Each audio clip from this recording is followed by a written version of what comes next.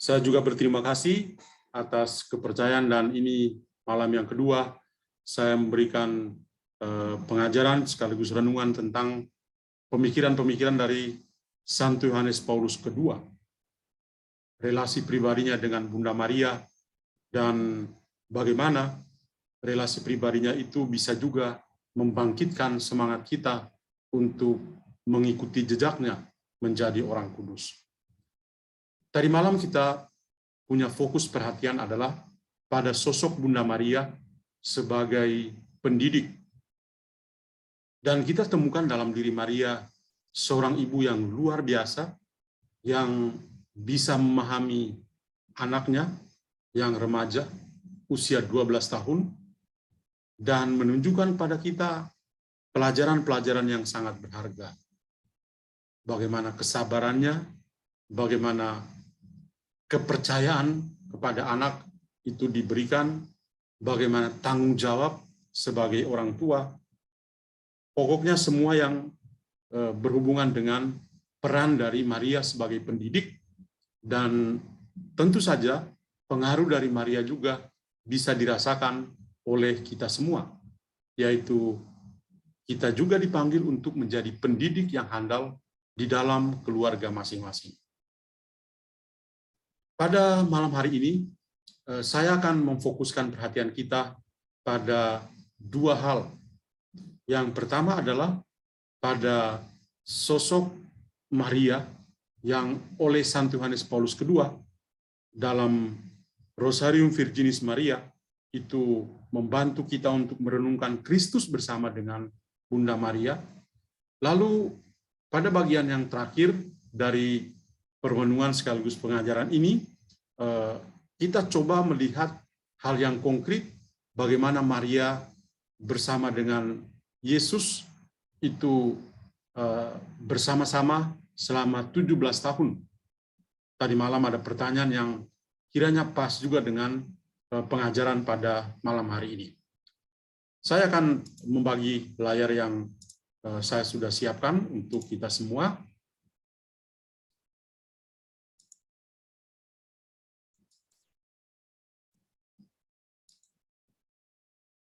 Ya, merenungkan Kristus bersama dengan Bunda Maria. Santo Yohanes Paulus II, karena relasi pribadi yang begitu intim dengan Bunda Maria, maka dia memilih moto kepausannya adalah Totus Tus Maria, all yours, segalanya milikmu Maria. Dan tadi malam saya katakan bahwa sebenarnya ini bukan murni dari Santo Yohanes Paulus II, tetapi Yohanes Paulus II juga mengambil dari pengalaman iman Santo Louis Montfortan, ya, seorang Rasul Maria juga yang terkenal. Dan malam hari ini saya punya dua sumber yang mau saya bagikan. Sumber yang pertama adalah dari tulisan atau dari surat apostolik Paus Yohanes Paulus II tanggal 16 Oktober 2002 tentang Rosarium Virginis Maria. Tahun 2002 itu bulan Oktober sampai bulan Oktober 2002 sampai Oktober 2003 itu dijadikan sebagai tahun Rosario. Dan Bapak Suci dalam semangat jubileum itu dia membawa kita semua untuk menjadi akrab dengan Bunda Maria melalui satu doa kontemplatif, yaitu doa Rosario. Kemudian yang kedua adalah saya mengambil salah satu model katekese yang diwartakan oleh Santo Yohanes Paulus II jauh sebelumnya, yaitu pada tanggal 29 Januari tahun 1997. Dia memberi katekese dengan judul Maria nella vita nascosta di Gesù, atau peran Bunda Maria dalam kehidupan yang tersembunyi, kehidupan Yesus yang tersembunyi di Nazaret. Nah, ketika Yohanes Paulus II mengajak kita untuk, atau dalam tahun Rosario tahun 2002 sampai 2003, dan dalam surat apostoliknya Rosarium Virginis Maria, dia pertama-tama itu mengajak kita untuk coba memandang Yesus dan mengkontemplasikannya bersama Bunda Maria. Dia mulai membawa kita untuk merenung tentang sosok Yesus yang ketika memanggil 3 orang murid intinya, yaitu Petrus, Yakobus dan juga Yohanes, pergi ke sebuah gunung yang tinggi, dan di atas gunung itu dia berubah rupa. Wajahnya yang bercahaya bagaikan surya atau bagaikan matahari. Dan pada kesempatan itu, ketiga murid yang menjadi murid inti ini memandang Yesus dan mengkontemplasikannya. Memandang Yesus sambil merenung bahwa suatu saat Yesus yang sama juga akan menunjukkan kemuliaannya melalui kebangkitan. Dan Yohanes Paulus II mengatakan bahwa hal yang sama itu terjadi dalam kehidupan atau dalam relasi kita dengan Yesus melalui devosi kepada Bunda Maria dalam Doa Rosario. Bahwa dalam Doa Rosario itu sebetulnya kita melakukan yang namanya sebuah kontemplasi Kristiani. Apa artinya kontemplasi? Nah, kontemplasi bagi Yohanes Paulus II, dia mengatakan bahwa kontemplasi itu berarti kita berusaha untuk sambil berdoa rosario, kita menatap wajah Kristus. Kita menatap wajah Kristus dengan iman kita. Coba pandang gambar yang saya tampilkan di sini ya, kiranya mewakili itu. Jadi kita menatap wajah Kristus, menyelami misterinya di tengah kejadian sehari-hari, dan di tengah penderitaannya sebagai manusia. Tadi malam saya berulang kali mengatakan bahwa ajaran iman kita itu menegaskan bahwa Yesus itu sungguh-sungguh Allah dan sungguh-sungguh manusia. Karena itu kita juga mengkontemplasikan Yesus dengan menatap wajahnya, menyelami misterinya di tengah kejadian sehari-hari, dan di tengah penderitaannya sebagai manusia. Dan dari situ kita menangkap semarak ilahi yang dinyatakan secara definitif dalam Tuhan yang bangkit, yang bertakhta mulia di sisi kanan Bapa. Semua peristiwa rosario yang kita daraskan, semua butir-butir manik-manik yang kita membantu kita untuk fokus ya, manik-manik dalam rosario itu ya, bukan sekedar hiasan saja, tapi itu hanya itu membantu kita untuk fokus pada doa kita. Nah, kenapa? Karena dalam doa rosario itu kita mengkontemplasikan Kristus bersama Bunda Maria. Dan apa yang kita lihat? Ya, yang kita lihat adalah bahwa kita tidak sedang akrab-akrab dengan Bunda Maria saja, tapi dalam berdoa rosario itu kita justru dibantu oleh Maria untuk mengkontemplasikan anaknya atau mengkontemplasikan Kristus. Sama seperti Maria yang memandang wajah Yesus pada saat itu, demikian juga saat ini ketika kita berdoa rosario, kita juga mau mengkontemplasikan Kristus, menatap wajah Kristus. Ya. Kita semua, Santo Paulus mengatakan bahwa kita semua mencerminkan kemuliaan Tuhan dengan muka yang tidak berselubung. Dan karena kemuliaan itu datangnya dari Tuhan yang adalah roh, maka kita juga diubah menjadi serupa dengan gambarnya. Kita mengkontemplasikan Kristus bersama Maria, itu berarti kita juga suatu saat akan, kalau kita meminjam apa yang dikatakan Santo Paulus dalam 2 Korintus bab 3 ayat 18, tapi juga dalam tulisan-tulisan Santo Yohanes, kita juga suatu saat akan mengkontemplasikan Yesus atau memandang wajah Yesus dengan mata kita sendiri. Nah, Maria adalah model kontemplasi kita. Santo Yohanes Paulus II dalam Rosarium Virginis ini mengatakan begini, bahwa dalam diri Maria, kontemplasi wajah Kristus menjadi model yang tidak tertandingi.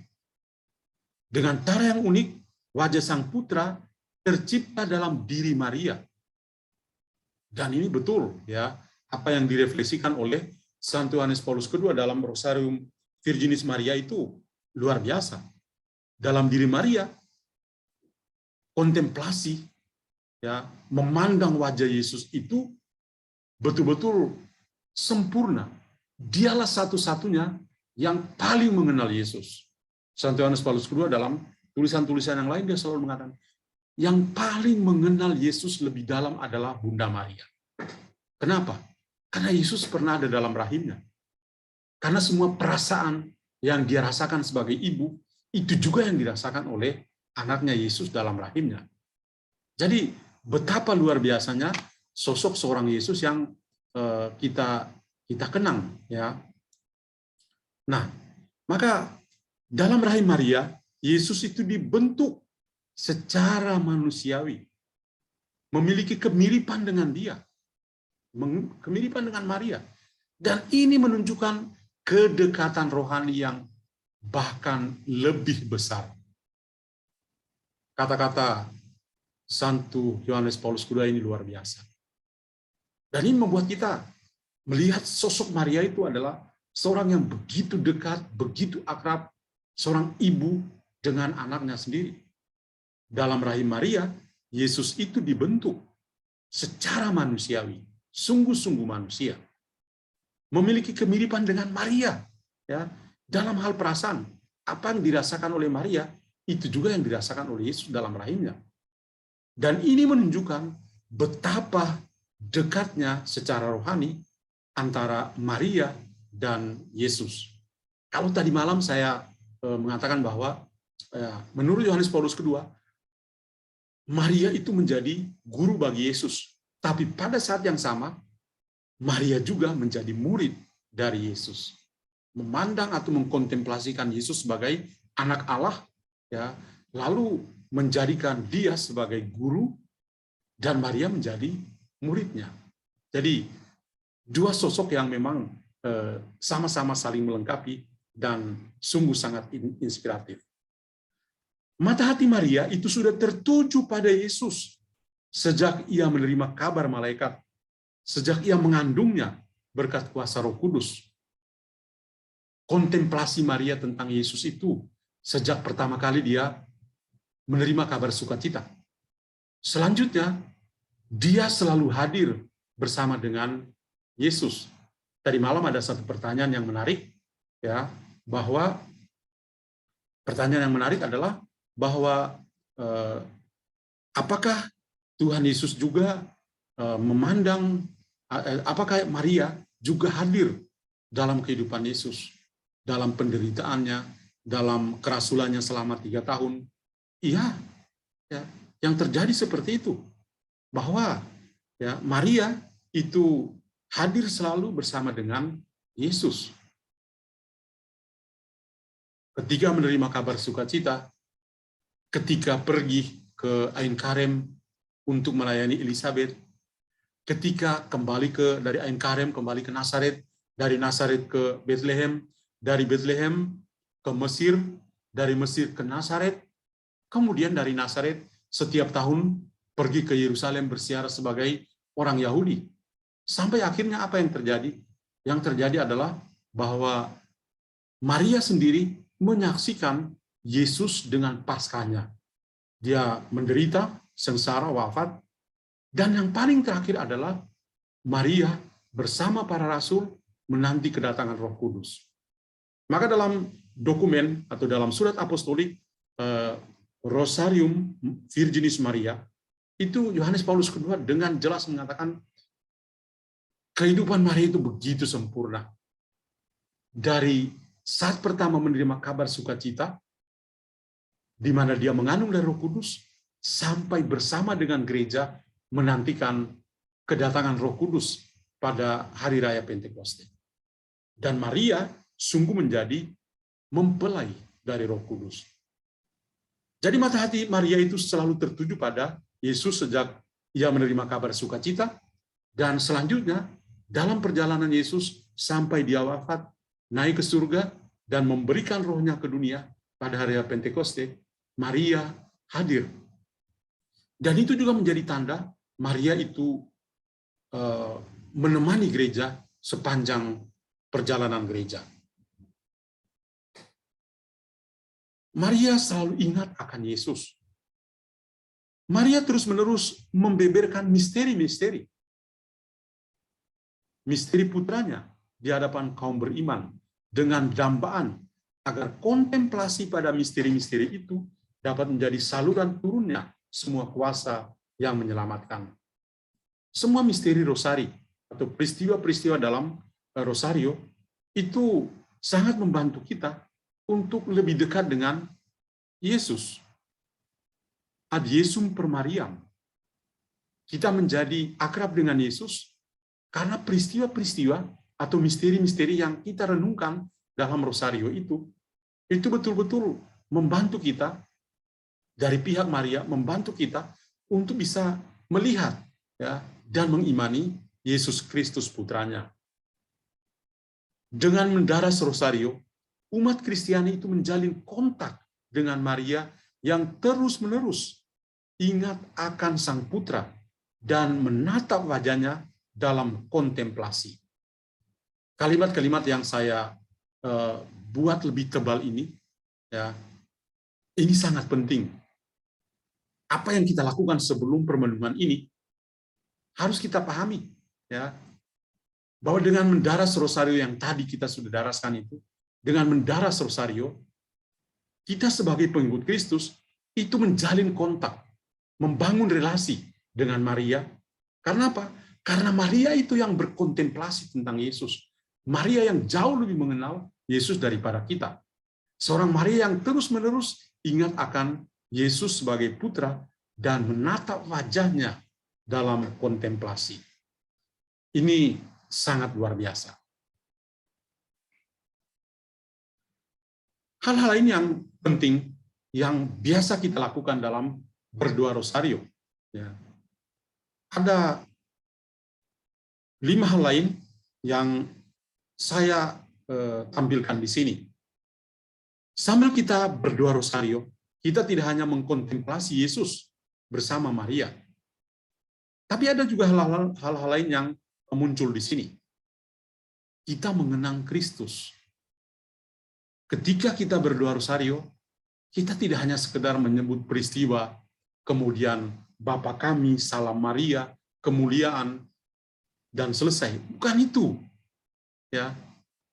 Tapi lebih dari itu, sambil kita berdoa rosario, kita mengenang Kristus. Apa yang kita kenang? Dalam peristiwa gembira, apa yang kita kenang di sana? Dalam peristiwa sedih, apa yang kita kenang di sana? Dalam peristiwa terang, apa yang kita kenang di sana? Dalam peristiwa mulia, apa yang kita kenang di sana? Semua adalah kenangan-kenangan tentang Yesus yang menyelamatkan kita. Saya ingat sosok Scott Hahn, sosok seorang apologet yang terkenal di gereja Katolik masa kini. Scott Hahn itu sebelumnya itu bukan orang Katolik, dari gereja, kalau saya tidak salah, Presbyterian. Dan orang-orang Protestan itu tidak terbuka ya pada Bunda Maria. Sebenarnya orang seperti Luther itu seorang Romo. Luther juga punya rasa hormat yang tinggi kepada Bunda Maria. Ya.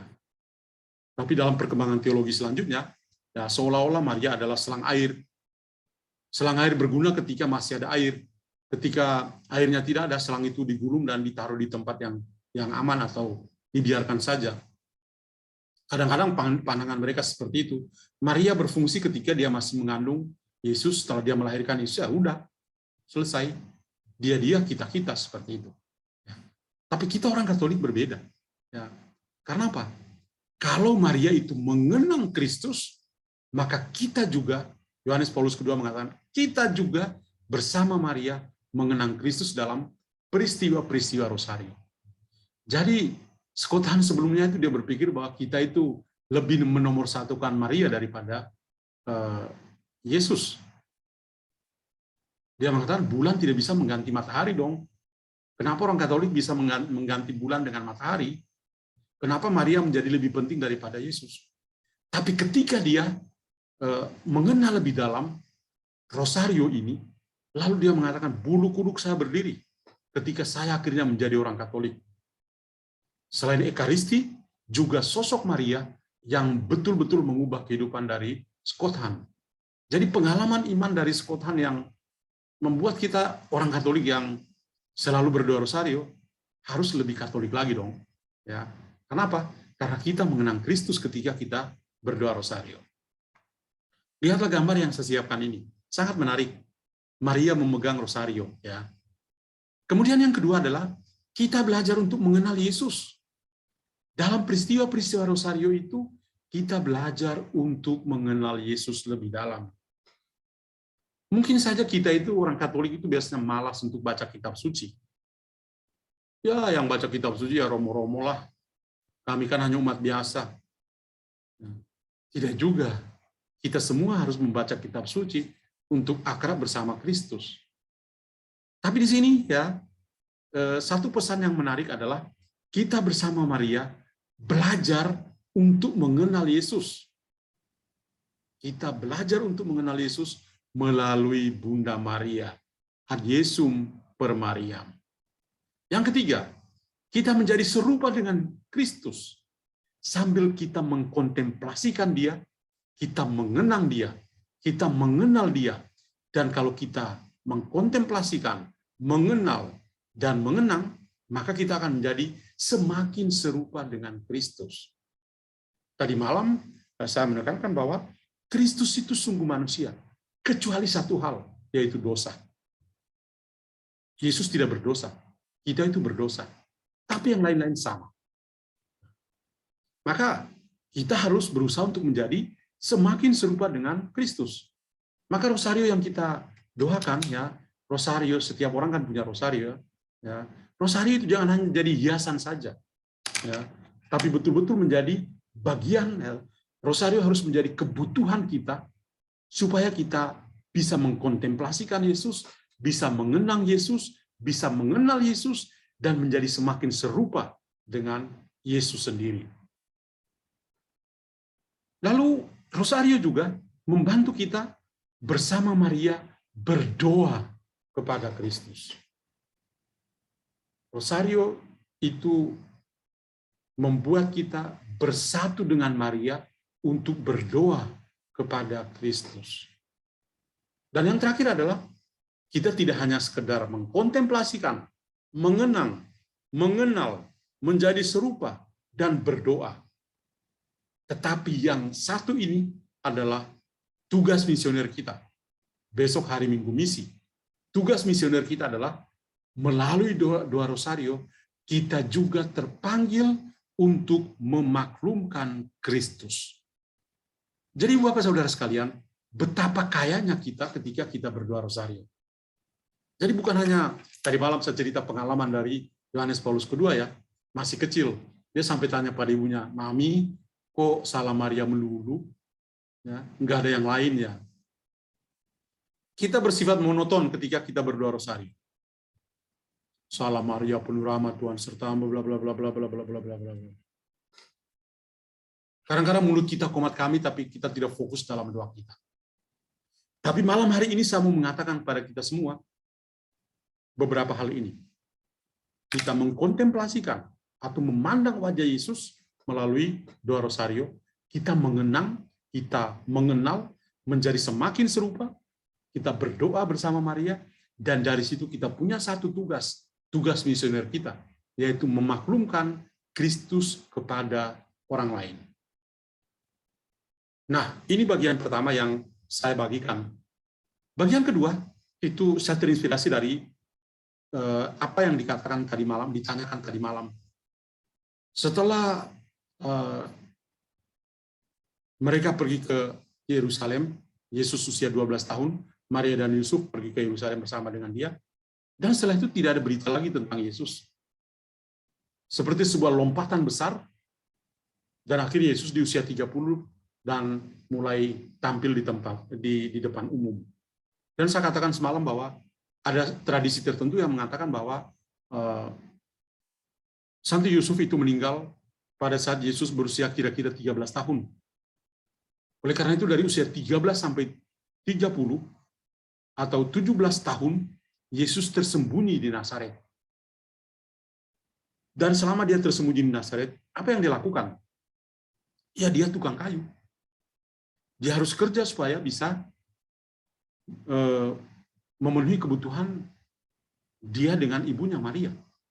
Maria ibu rumah tangga biasa-biasa, yang hanya tahu masak, ambil air. Di Nazaret itu dekat Basilika, Kabar Sukacita, ada sebuah sumur yang diabdikan untuk Bunda Maria. Ya, kerja seorang ibu rumah tangga adalah seperti itu. Masak, cuci, pergi ke sumur, ambil air, bersih-bersih rumah. Tapi Yesus harus kerja. Usia 13 sampai 30 itu kerja keras, seorang pekerja. Ya. Yesus dalam Injil saja mengatakan, Bapa saya bekerja, oleh karena itu saya tetap bekerja. Gitu. Nah, maka selama Yesus tersembunyi, apa yang dilakukan Maria bagi Yesus? Dan apa sikap Yesus kepada Bunda Maria selama tersembunyi di Nazaret? Yohanes Paulus kedua, tadi saya katakan bahwa pada tanggal 29 Januari tahun 1997, dia memberi sebuah katekese yang sangat indah tentang Maria dalam kehidupan Yesus yang tersembunyi di Nazaret. Ternyata sebentar kita akan temukan bahwa Maria tetaplah sosok ibu yang hebat. Injil hanya memberi informasi yang minim tentang keluarga kudus yang menghuni kota Nazaret setelah mereka kembali dari tanah Mesir. Dan sebagaimana kita ketahui melalui penginjil Matius bahwa Yusuf itu mengambil keputusan untuk menjadikan Nazaret sebagai tempat tinggal keluarga kudus. Malaikat menyampaikan pada Yusuf bahwa Herodes itu sudah mati. Karena itu Yusuf punya tugas adalah membawa kembali anaknya, yaitu Yesus, dan ibunya, dan mereka akan tinggal di Nazaret. Karena itu Yesus disebut Yesus orang Nazaret. Ada lagu dalam bahasa Portugis, Maria di Nazaret. Jadi bukan hanya Yesus dari Nazaret, tapi Maria, Bunda Maria juga disebut Maria dari Nazaret. Dan Yusuf itu mengambil keputusan yang tepat, ya, tinggal di Nazaret supaya anaknya itu bisa disebut Yesus dari Nazaret. Dan keluarga kudus juga kita sebut keluarga kudus dari Nazaret. Lalu penginjil juga kemudian tidak memberikan lagi informasi yang lebih lanjut, kecuali bahwa Yusuf itu digambarkan sebagai seorang tukang kayu dalam Matius bab 13. Jadi tidak ada banyak informasi ketika mereka tinggal di Nazaret. Penginjil Lukas 2 kali menyebutkan kembalinya keluarga kudus ke Nazaret. Teks Injil yang tadi malam kita dengar bersama, ya, di Injil Lukas bab 2. Kemudian dia juga memberikan 2 referensi singkat untuk tahun-tahun masa kanak-kanak Yesus, sebelum dan sesudah episode ziarah ke Yerusalem. Dia katakan, anak itu tumbuh dan menjadi kuat, penuh dengan hikmat dan kasih karunia Allah ada padanya. Tadi malam kita dengar. Dan satu lagi adalah Yesus bertambah dalam hikmat, usia, dan kasih karunia di hadapan Allah dan manusia. Jadi Yesus sungguh-sungguh manusia dan bertumbuh dalam sebuah keluarga yang ada di Nazaret. Penginjil Lukas itu mengacu pada kenangan Maria atau ingatan-ingatan Maria tentang saat penuh akrab dan mendalam dengan putranya. Bagaimana keakraban seorang ibu dengan anaknya? Apalagi ketika Yusuf sudah tidak ada bersama dengan mereka. Persekutuan antara Yesus dan Maria yang penuh rahmat jauh melampaui apa yang biasanya ada antara ibu dan anak. Karena semua itu berakar pada kondisi ilahi dan diperkuat oleh kesesuaian antara ibu dan anak. Jadi sebuah relasi yang luar biasa. Yesus tahu diri bahwa dia adalah anak Allah. Ya, tapi dia juga memandang Maria sebagai ibunya yang mengandung dan melahirkan dia. Karena itu relasi antara kedua-duanya, di satu pihak ya, Yesus memandang Maria sebagai ibunya dan sebagai manusia biasa. Maka ketika di Nazaret itu dalam mujizat pertama, Yesus ketika diminta oleh Maria untuk membuat mujizat pertama, mengubah air menjadi anggur, ya, Yesus mengatakan, apa maumu perempuan? Dia tidak mengatakan apa maumu ibu.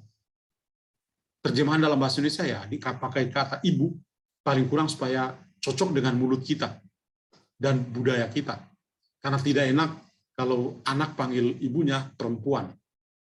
Tapi Yesus sebetulnya tahu diri bahwa dia adalah anak Allah, maka dia panggil Maria sebagai perempuan. Atau dalam Injil Yohanes ketika Yesus dari atas kayu salib, dia sebenarnya mengatakan, perempuan itu adalah anakmu. Ya, gitu. Jadi suatu relasi yang sangat mendalam antara Yesus sebagai anak dan Maria sebagai ibu.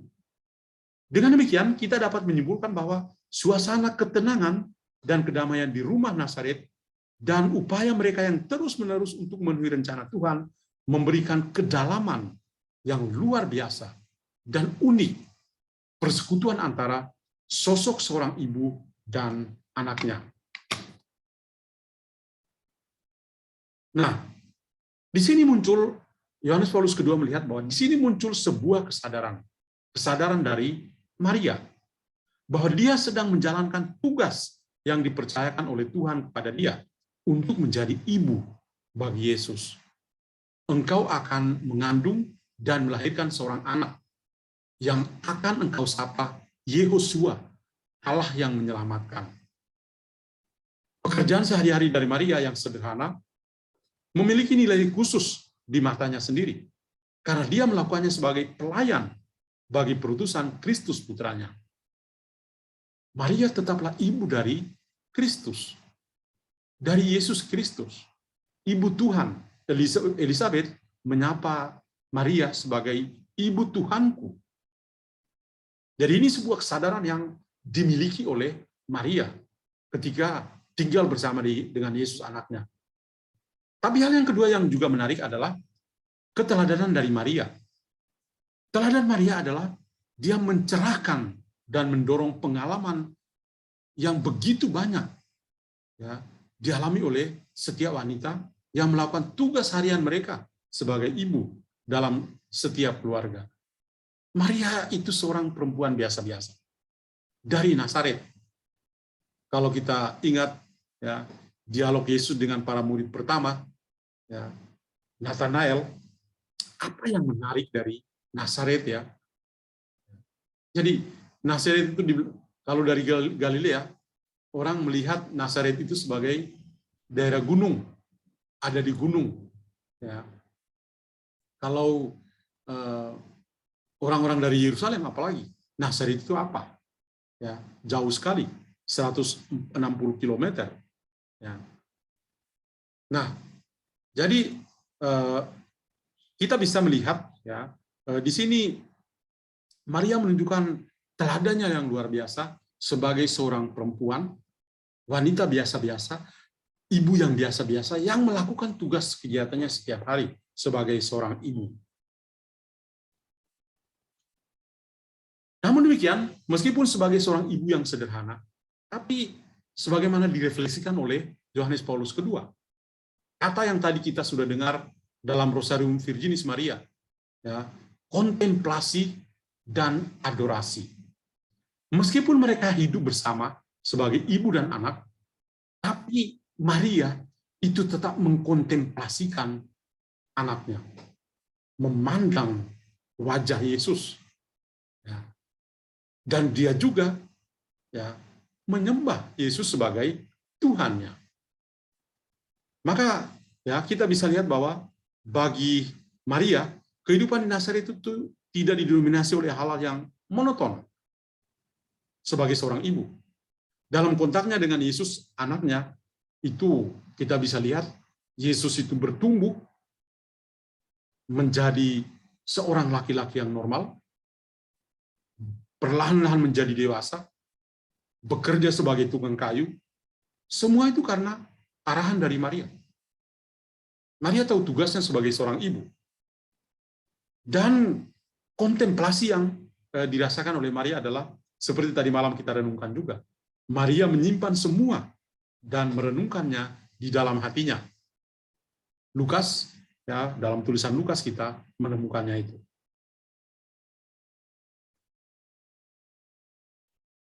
Yesus sungguh manusia. Seseorang mungkin berpikir bahwa mudah bagi Maria untuk percaya hidup seperti yang dilakukannya dalam kontak sehari-hari dengan Yesus, seorang ibu dengan anaknya.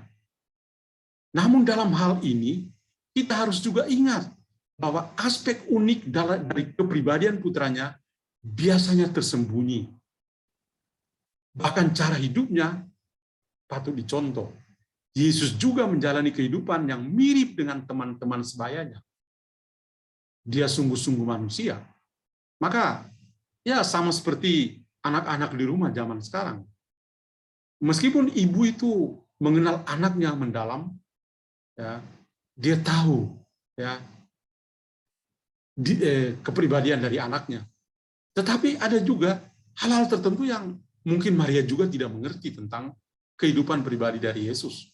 Ya. Selama 30 tahun hidupnya di Nazaret, Yesus tidak mengungkapkan kualitas ilahinya dan tidak melakukan mujizat apapun. Ya. Selama 30 tahun tinggal bersama Maria, 17 tahun bersama Maria setelah Yosef, Yesus tidak membuat mujizat apa-apa. Dia sungguh manusia. Dia kerja sebagai tukang kayu. Kalau dia membuat mujizat, mungkin cukup dengan berbicara, maka kursi dan meja jadi. Tidak perlu kerja keras. Tapi nyatanya dia harus bekerja sebagai seorang manusia. Ya. Maka dia kerja dan bisa mendapatkan rezeki untuk dia dengan ibunya. Jadi Yohanes Paulus kedua sangat tepat merefleksikan bahwa selama 30 tahun Yesus hidup di Nazaret, dia tidak membuat satu mujizat apapun. Baru setelah dia dibaptis di Sungai Yordan dan mulai tampil di depan umum, nah, dia melakukan kata dan karya. Mujizat-mujizat dia lakukan.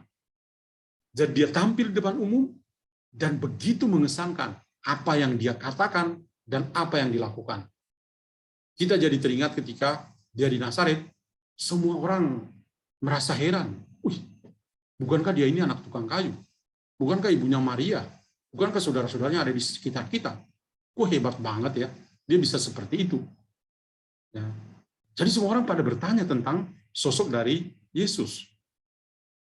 Bahkan ketika dia melakukan banyak pekerjaan dan dia sampai lupa makan, saudara-saudaranya datang dan mau menjemput karena mereka merasa bahwa dia sudah tidak waras lagi. Injil Markus bab 3 ayat 21.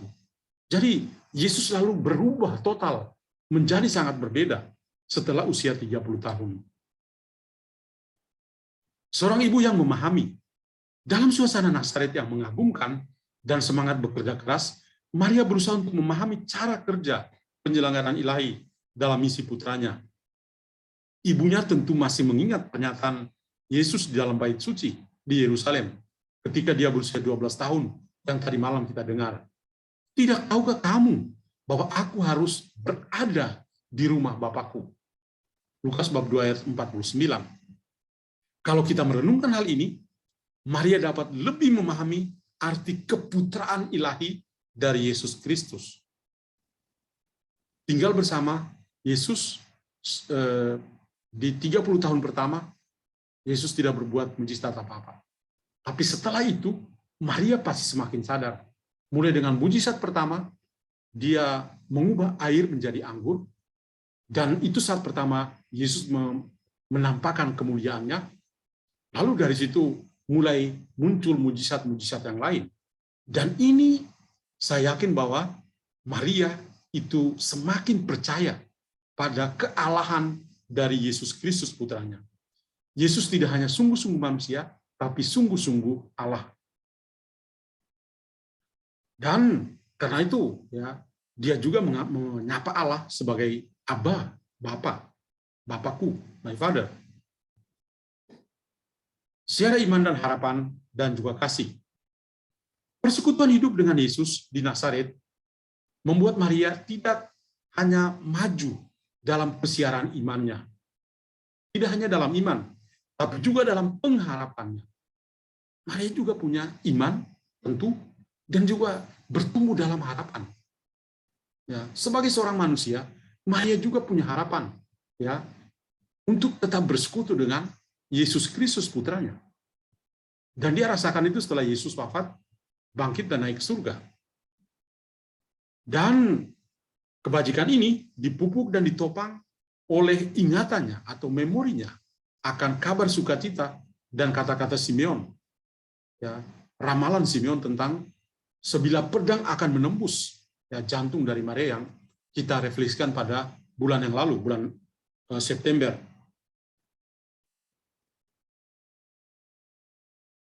Mari kita memandang Nazaret. Di rumah Santa Perawan Maria, di rumah Santa Perawan Maria mengalami harapan dan bentuknya dalam bentuknya yang tertinggi. Dia tidak tahu, dia tidak akan kecewa, bahkan jika dia tidak tahu waktu atau cara di mana Tuhan akan memenuhi janjinya.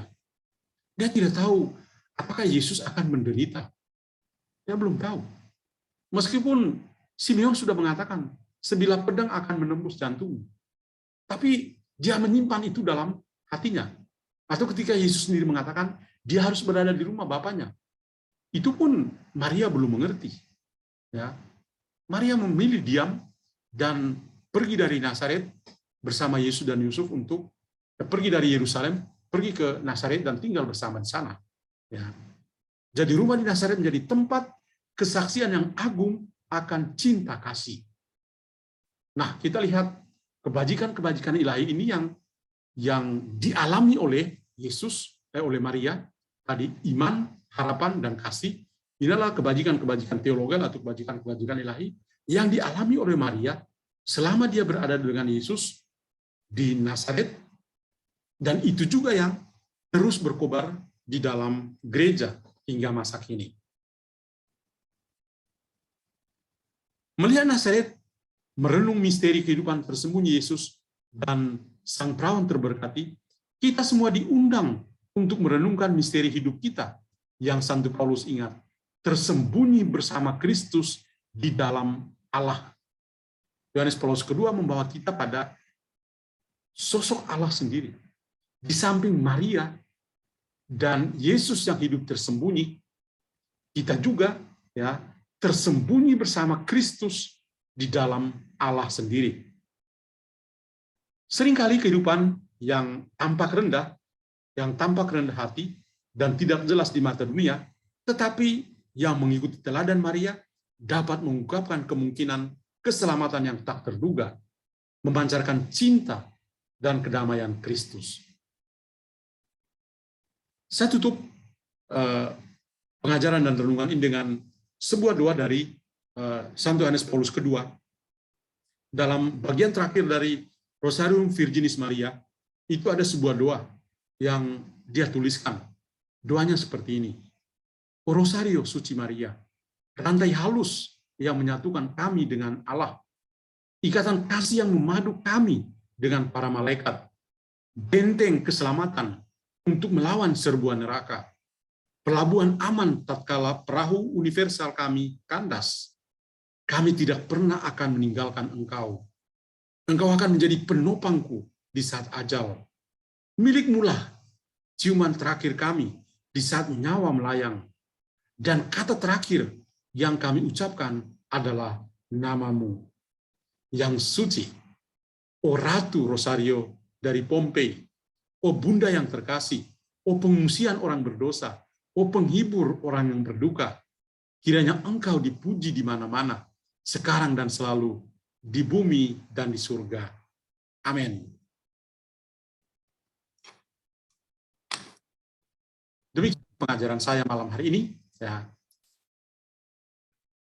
Terima kasih Pastor atas pengajaran malam hari ini.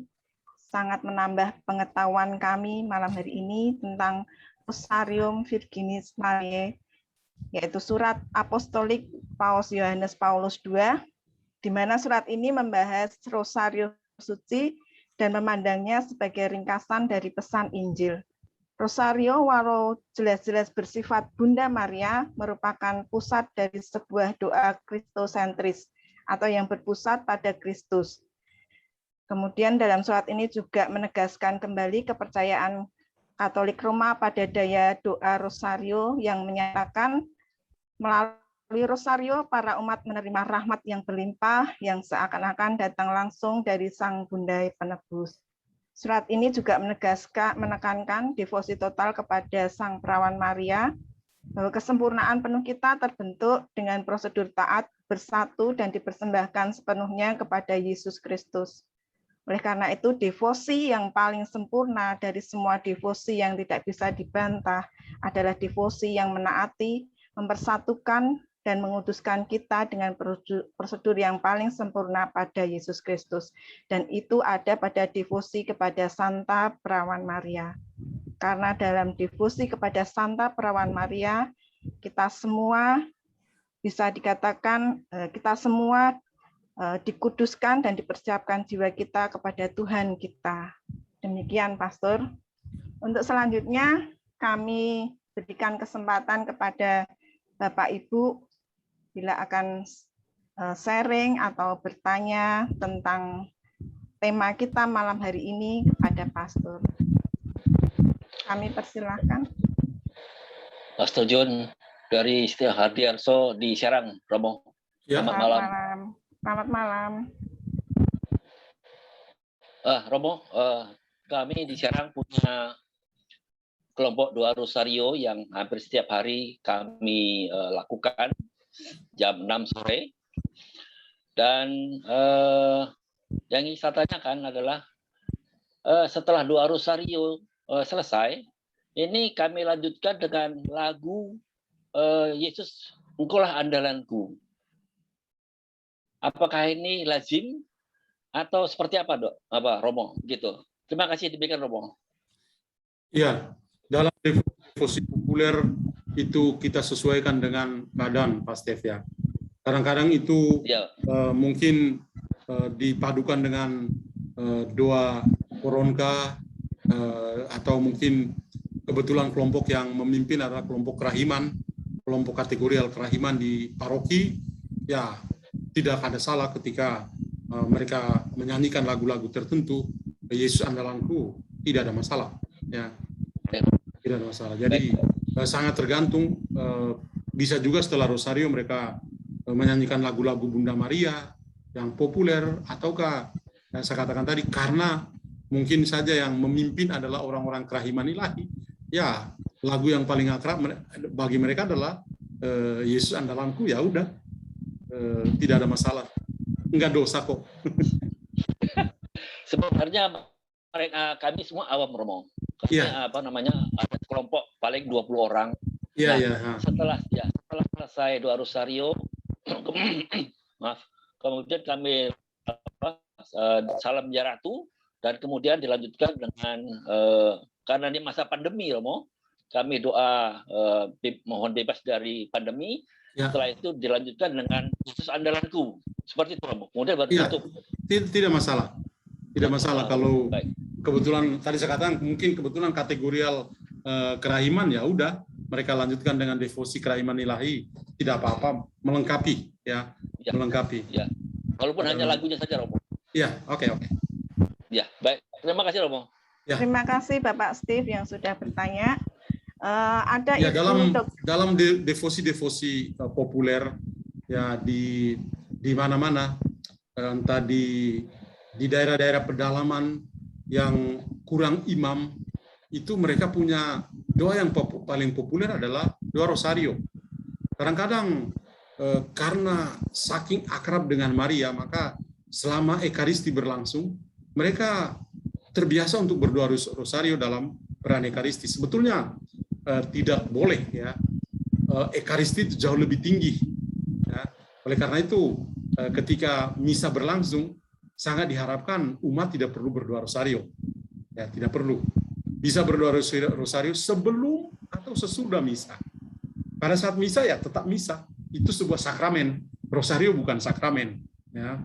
Jadi kadang-kadang di daerah-daerah pedalaman yang mungkin sebulan sekali Romo baru lewat, maka mereka setiap hari Minggu atau setiap hari hanya berdoa rosario, maka jadi kebiasaan ketika Romonya datang, lanjut rosario. Jadi sambil misa di sana, Romo boleh berkhotbah di sana atau apa, umat tetap dengan rosarionya di tangan sambil berdoa rosario secara pribadi. Ketika kita melihat itu, mungkin kita perlu menyampaikan, kalau misa ya misa, karena ini lebih tinggi daripada berdoa rosario. Meskipun kita berdoa rosario itu kita mengkontemplasikan, ya apa yang saya jelaskan tadi dari Yohanes Paulus II, kita mengkontemplasikan Kristus. Tapi kalau misa tetaplah misa. Nah, seperti itu. Jadi kadang-kadang devosi-devosi populer ya kita harus bisa menempatkannya.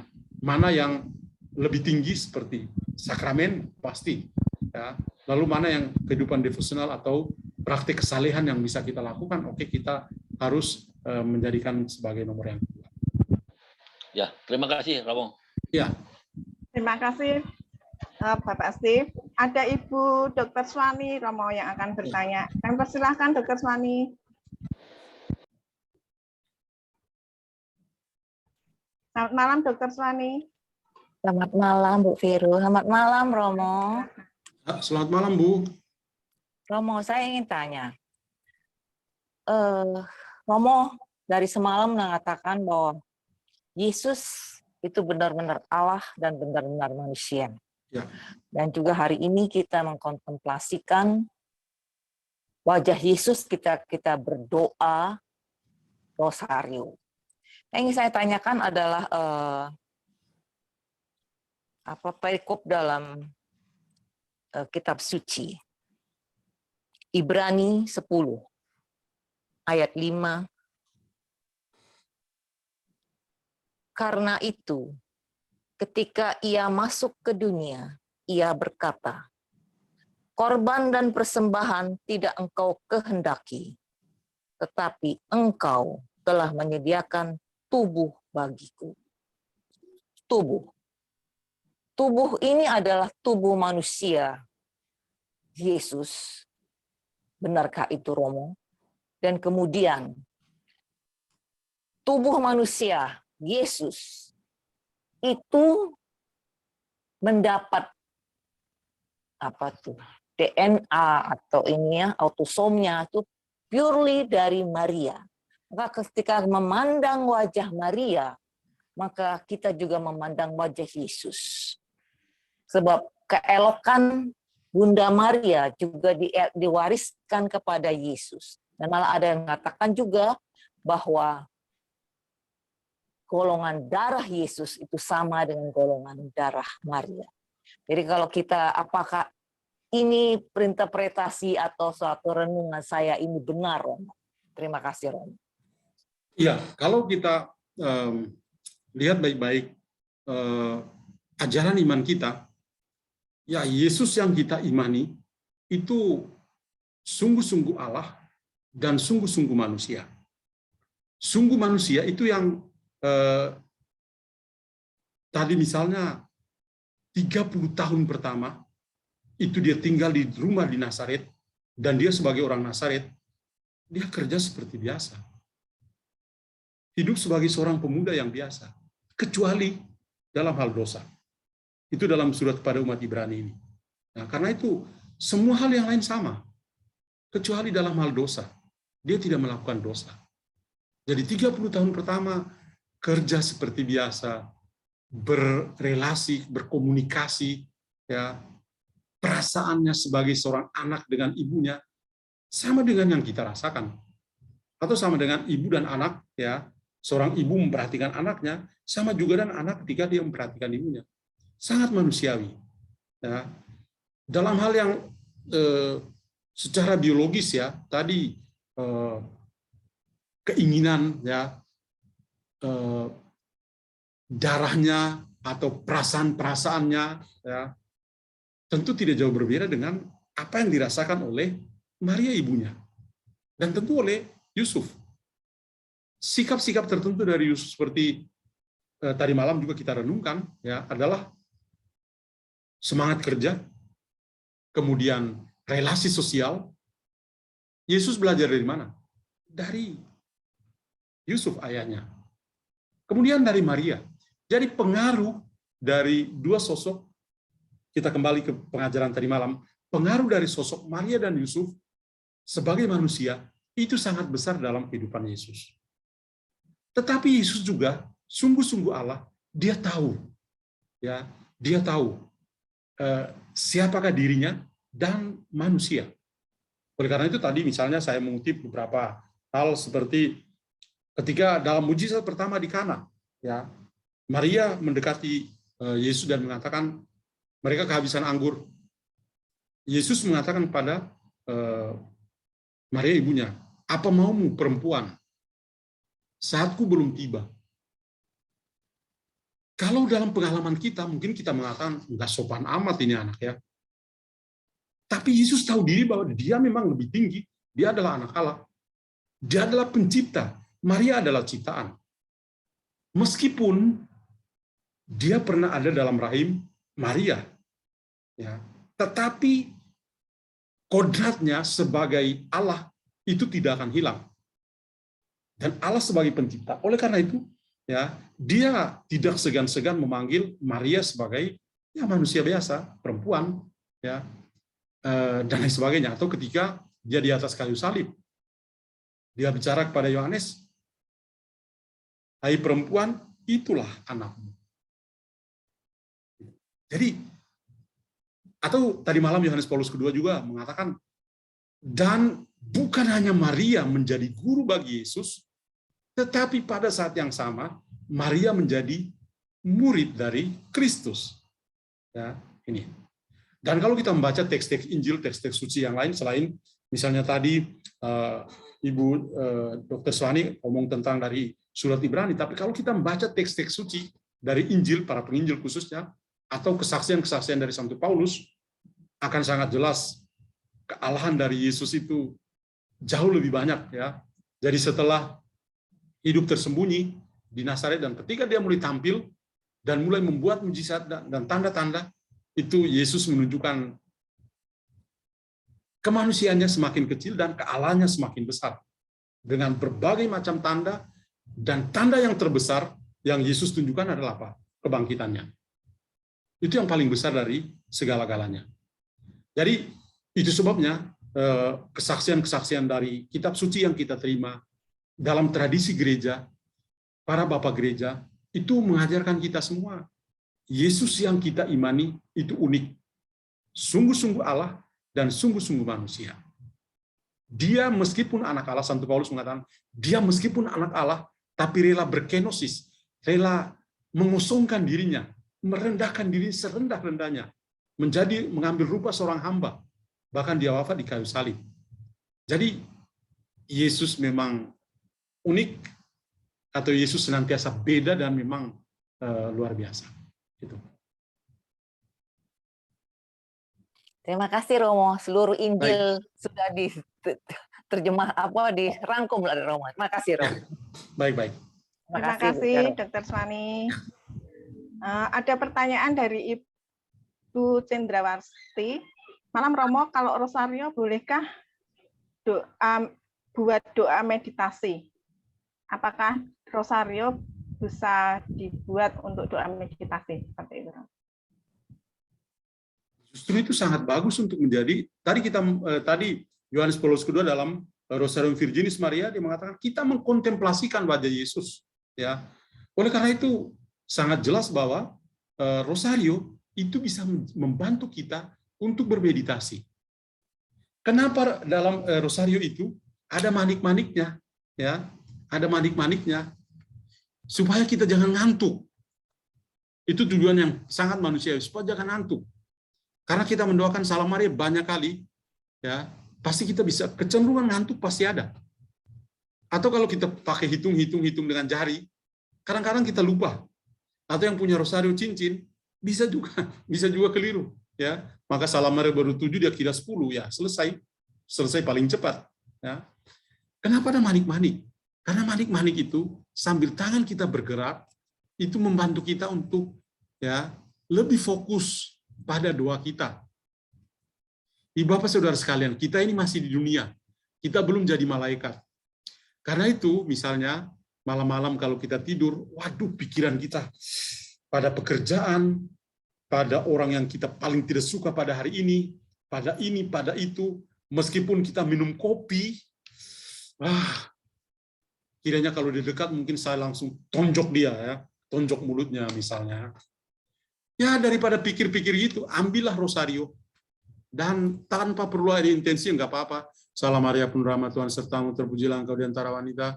Akhirnya besok pagi kelihatan, wah, rosarionya ada di atas lantai, sedangkan Anda luput dari rasa marah yang ada di dalam kepalamu. Rosario bisa membantu kita untuk luput dari kejatuhan kita atas dosa. Ya. Jadi singkatnya bahwa rosario itu bisa membantu kita untuk berkontemplasi, untuk bermeditasi, bisa. Ketika orang meditasi, ketika dia duduk posisi badannya tidak benar, yang namanya distraction ya atau gangguan itu datang cepat sekali. Orang kalau posisi duduknya dalam meditasi, posisi duduknya tidak betul, paling kurang 30 detik sampai 1 menit dia fokus, setelah itu buyar. Kenapa? Pernapasannya tidak teratur, dia mulai pikir, aduh, kok saya gendut sekali, maka saya susah untuk bisa bernapas ini. Gimana posisi duduknya ya? Ya seperti itu ya. Jadi seperti itu ya. Karena itu rosario membantu kita untuk berkontemplasi. Gitu. Terima kasih Romo. Ya. Satu lagi pertanyaan dari Bapak Juswarno, Romo. Mana yang lebih diprioritaskan atau diutamakan, devosi pada Bunda Maria atau mengikuti korban misa Romo? Mohon penjelasannya. Prioritas adalah misa. Ekaristi adalah puncak dari segalanya. Ya. Ekaristi adalah ya sakramen. Ekaristi adalah kesempatan kita mendengarkan sabda dan menerima Yesus yang tersamar pada Ekaristi itu. Oleh karena itu, seperti tadi saya katakan, kalau kita pergi ke gereja untuk mengikuti misa, kadang-kadang di paroki tertentu itu sangat bagus. 45 menit sebelum misa, itu mereka rosario duluan. Jadi itu di paroki, saya dulu masih pastor di paroki, di Yohanes Bosco Sunter, sudah ada kebiasaan. 30 atau 40 menit sebelum misa sore, itu sudah ada petugas dari Legio yang pimpin doa rosario. Semua umat, ya. Jadi yang datang sudah ada yang datang cepat-cepat dan mau berdoa rosario bersama. Setelah selesai rosario, baru misa bersama-sama. Di tempat-tempat lain saya menemukan hal yang berbeda yang boleh katakan lebih mantap lagi. Sebelum misa, mereka brevir sama-sama. Ibadat sore bersama romonya, dan umat sekalian, ibadat sore bersama-sama dari buku brevir, kemudian misa, setelah misa rosario. Luar biasa ya. Jadi benar-benar membuat orang itu begitu akrab, begitu dekat, begitu akrab dengan Kristus. Tapi fokus saya untuk kita semua adalah bahwa kita kalau pergi ke gereja, kalau misa, misa. Kalau mau rosario, bisa sebelum atau sesudah. Karena rosario adalah devosi untuk praktik kesalehan kita. Sedangkan Ekaristi adalah sebuah sakramen yang tentu berbeda.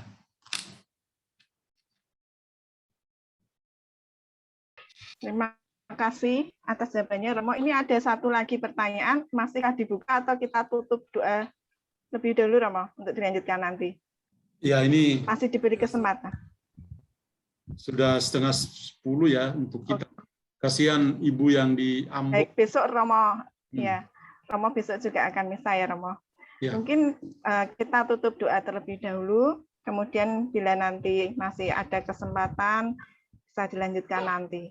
atau mungkin bisa di-chat ke Ibu Regina untuk diteruskan ke Oke, nanti saya bisa reply di copy saja, copy paste yang pertanyaan. Regina, nanti Ibu Regina kirim ke saya. Terima kasih Romo atas kehadirannya malam hari ini, dan kami mohon berkat dari Romo semua. Oke. Dalam nama Bapa dan Putra dan Roh Kudus. Amin. Tuhan Bapa dalam surga, kami bersyukur kepadamu. Engkau memberikan kepada kami orang kudus yang luar biasa, yang menginspirasi kami untuk tetap menjadi akrab dan bersahabat dengan Yesus Kristus Putramu. Kami berterima kasih karena Bunda Maria yang Engkau berikan kepada kami menjadi ibu, menjadi sahabat kami, yang mengantar kami untuk menjadi dekat dengan Kristus Yesus Putranya. Kami berterima kasih kepadamu untuk orang kudus Santo Yohanes Paulus II yang sangat menginspirasi kami supaya mencintai Bunda Maria dan mencintai Yesus Kristus. Semoga orang-orang kudus yang menginspirasi kami ini menjadikan diri mereka sebagai teladan untuk kami berjalan dalam jalan kekudusan. Terima kasih Tuhan untuk semua berkat yang Kau berikan pada kami semua sepanjang hari ini. Untuk semua pekerjaan, semoga Engkau senantiasa memberikan berkat untuk pekerjaan, dan semua itu untuk kemuliaan nama-Mu. Untuk pengalaman-pengalaman yang menyakitkan kami pada hari ini, mungkin ada di antara kami yang merasa kecewa dengan pelayanan-pelayanan mereka, dengan pekerjaan-pekerjaan, atau dengan keadaan dalam rumah tangga mereka. Tuhan, semoga sebelum istirahat malam, Engkau memulihkan atau memberikan ketenangan batin kepada kami. Tuhan, kami juga berdoa untuk saudara-saudara kami yang sedang sakit, yang kami ingat, yang kami mau doakan. Semoga Engkau mengulurkan tangan-Mu yang kudus untuk menjamah dan menyembuhkan mereka. Terima kasih Tuhan. Semoga Engkau juga memberkati para misionaris.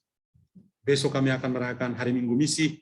Berkatilah para misionaris kami yang bekerja di tempat-tempat yang sulit, yang mewartakan Injil-Mu dengan suka dan duka mereka. Semoga teladan misioner mereka selalu berakar pada Yesus Kristus, Sang Misionaris sejati. Tuhan, kami juga memohon berkat-berkat-Mu untuk kami semua, istirahat malam yang menyenangkan, agar besok hari Minggu kami boleh bangun dan kembali memuliakan nama-Mu. Terima kasih Tuhan, nama-Mu kami puji kini dan sepanjang masa. Amin. Semoga Tuhan beserta kita sekarang dan selama-lamanya. Semoga kita semua, keluarga-keluarga, istirahat malam hari ini, senantiasa dilindungi dan diberkati oleh Allah yang Maha Kuasa, Bapa dan Putra dan Roh Kudus. Amin. Amin. Kami mengucapkan terima kasih Romo yang selalu berkenan hadir untuk melayani kami. Kiranya Tuhan selalu memberkati Romo dengan limpah berkat kesehatan dan selalu diberi penyertaan dalam tugas panggilan Romo. Ya. Terima kasih Bapak Ibu atas kehadirannya malam hari ini. Sampai berjumpa besok dan selamat menikmati malam Minggu. Terima kasih semua, Tuhan memberkati.